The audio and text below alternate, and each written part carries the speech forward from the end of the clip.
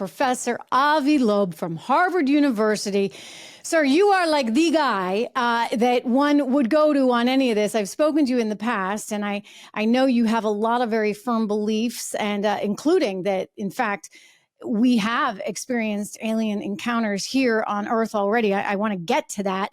And you've got a new book, by the way, coming out. We can talk about that as well, Interstellar, which you can pre-order right now on Amazon, Amazon.com. But Professor Loeb, I mean, this is quite something to hear from somebody in an intelligence capacity, someone who is not underestimated as a source.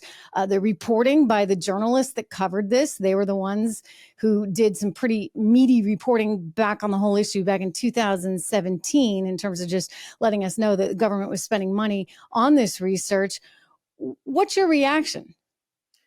Well, the Earth is encountering objects from interstellar space. We know that because there is a meteor that was identified in 2014 by US government sensors that, in fact, this summer I'm going to search for in the Pacific Ocean.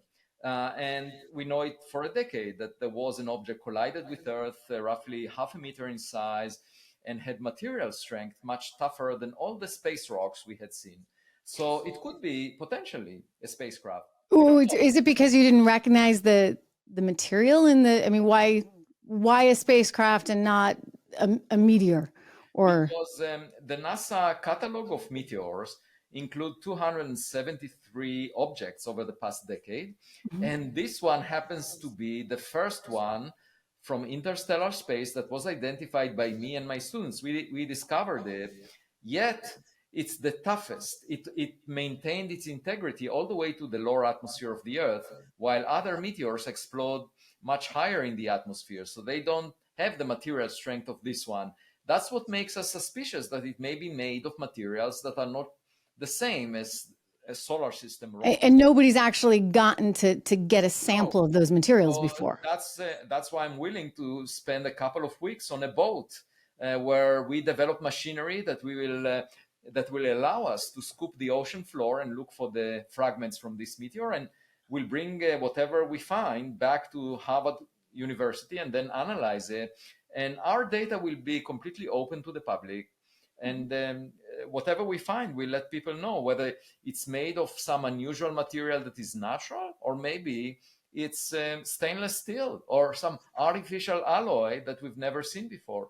So is that what you're looking for, by the way, in terms of what specifically in terms of this object on the bottom of the ocean floor in the Pacific, or whether you're using telescopes to try and figure out what else is that? I mean, you're looking for space artifacts that would give you some inkling that this is not from here?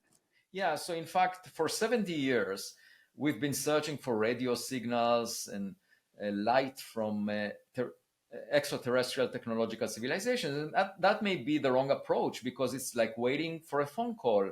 Nobody may call you. And a better approach might be to go out to your backyard and search for objects that may have been thrown by your neighbors in your direction. And interestingly, the rockets that we launch to space are moving too slow to escape from the gravitational pull of the Milky Way galaxy. So they will remain bound. You know, they keep accumulating over time in the Milky Way. All the probes that were sent by other civilizations over billions of years keep adding up, and we could find them in principle, just like you find plastics in the ocean. You know, they keep accumulating over time.